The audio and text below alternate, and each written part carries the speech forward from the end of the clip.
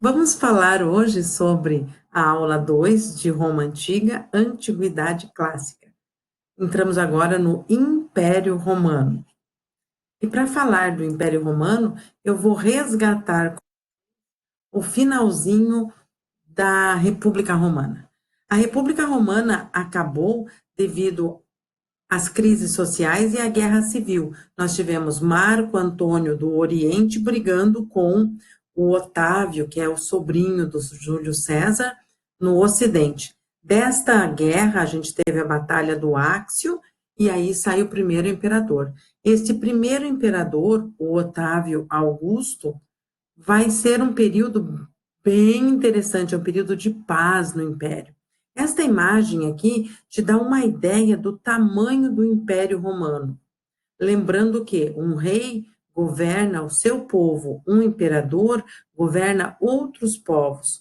Tinham vários povos dominados e não tão felizes com a relação império, né, com o imperador. O Império Romano é dividido em Alto Império e Baixo Império.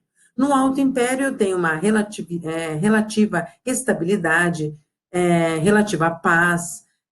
Por quê? Porque eu tenho um imperador que vai implantar a Pax Romana, ele vai botar soldados nas fronteiras, vão parar de expandir território, vão manter o território. Por isso eu tenho estabilidade e relativa paz. Já no Baixo Império, eu tenho crises econômicas, lutas sociais, instabilidade política e as invasões bárbaras. Lembrando que os povos bárbaros sempre lutaram contra Roma e eles vão intensificar essas lutas, essas batalhas, essas tentativas de invadir o território. Otávio Augusto, então. Otávio Augusto chegou ao poder através de guerra e ele tinha poder absoluto. Ele expandiu o seu território e depois disso ele vai fazer a Pax Romana, que é o período de paz e prosperidade, fruto de armas, logicamente, e autoritarismo, porque ele vai colocar guardas na fronteira. E aí ele para de expandir e mantém o território não permitindo que os bárbaros entrassem. Os cidadãos, durante o governo de Otávio Augusto, ou Otaviano também, vai ser dividido em três camadas: a senatorial, ou seja, os senadores patrícios, a equeste, que está ligada, a palavra equeste está ligada a cavalos, então eu tenho cavalarias, que são os nobres, e depois eu tenho a camada inferior, que são os trabalhadores. Aí. Ele vai intensificar a política do pão e circo. Lembra da política do pão e circo?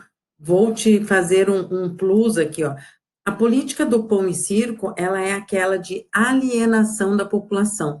Eles faziam jogos, corridas e lutas para alienar a sociedade, para que a sociedade não pensasse em problemas sociais e políticos, e sim em se divertir. E para isso eles ganhavam pão, alimento, né? E circo, diversão. Essa é uma importante sacada, porque a gente pode trazer isso para a atualidade, pode se fazer link com a atualidade, ok? E aí a gente segue. Imperadores importantes aqui. Eu lembro que imperadores é um cargo vitalício, então eu tenho dinastias que se sucedem ao poder. Dinastias são famílias no poder. Eu tenho uma dinastia chamada Júlio-Claudiana.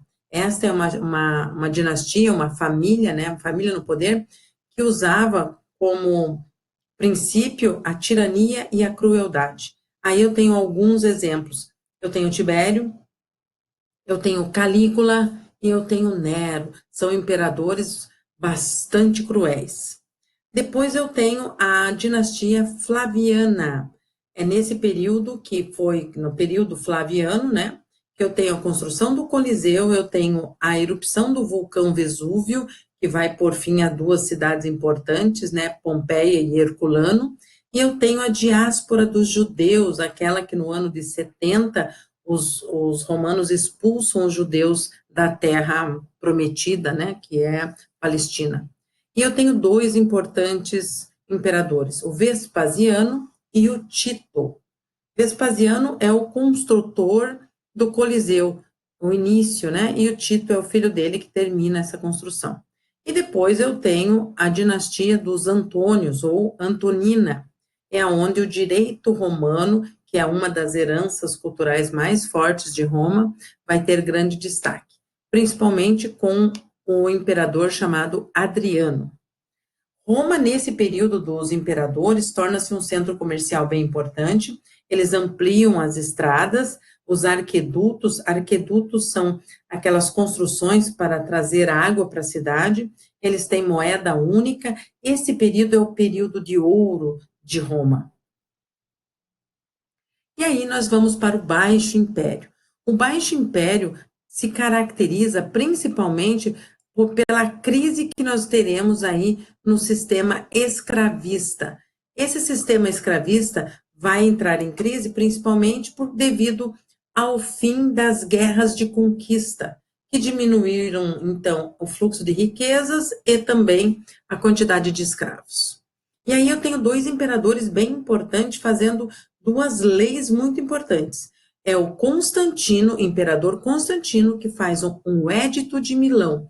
Édito é uma lei, Milão é a cidade, então ele fez lá em Milão uma lei que dá liberdade de culto aos cristãos. E ele vai também transferir a capital para Constantinopla. Na sequência, eu tenho Teodósio, um outro imperador que fez uma lei chamada Édito de Tessalônica, e é onde ele vai transformar o cristianismo em religião oficial do império. E Teodósio é o imperador que dividiu o império em dois, tá? Império do Ocidente e Império do Oriente. Gostaria que você atentasse para o detalhe de quão importantes são Constantino e Teodósio. Faça um asterisco aí, bote uma borboleta aí do lado. Falou? Esta é a divisão do império. Então, aqui em amarelo eu tenho a ideia do Império do Oriente, com a cidade de Bizâncio sendo o Império Bizantino, que vai virar na sequência, né? A princípio é Constantinopla, devido ao nome do imperador Constantino, e a parte verde é o Império Romano do Ocidente. A religião romana. A religião romana, lembre-se que eles se apropriaram da religião dos gregos, né? Então, bora lá. Eles acreditavam em desígnios divinos, eles eram bastante místicos, politeístas, tinham vários deuses. Esses deuses eram práticos, eram deuses gregos adaptados. Eles eram tolerantes com a religião de outros povos, até porque tinha muita gente. Então, lembre que eu estou falando de um império. Um rei governa o seu povo, um imperador governa outros povos. Para eu governar outros povos, eu tenho que ser tolerante.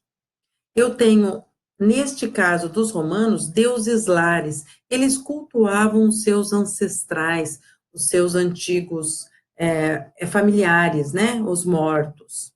E eles tinham um culto ao imperador, eles adoravam o imperador. E aqui eu gostaria de fazer um comentário importante com vocês, principalmente porque eu estou repetindo Constantino e estou repetindo Teodósio. Então, presta bem atenção na importância desses caras.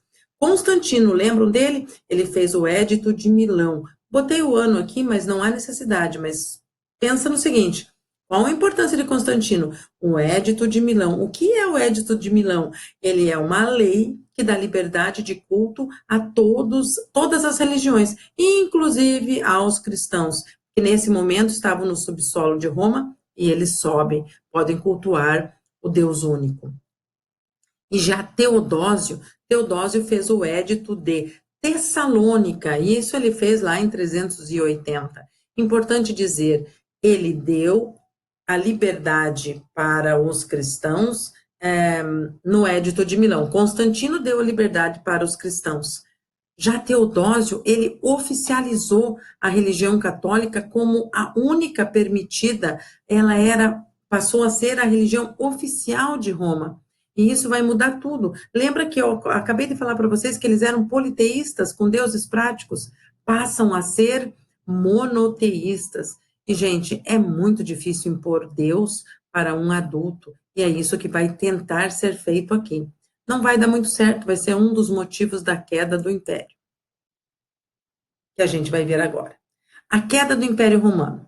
Então, no ano de 476, o Império Romano do Ocidente, ou seja, aquela parte verde que eu comentei com vocês agora há pouco, esta aqui, vou voltar ali, só para você lembrar. Ups.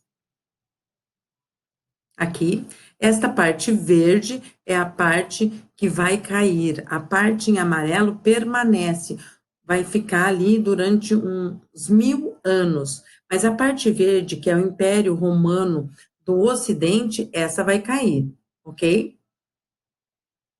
Cai em que ano? 476. Esse ano é importante você lembrar, tá? Porque eu estou botando fim à Idade Antiga. A partir da queda do Império Romano, eu começo a contar a Idade Média.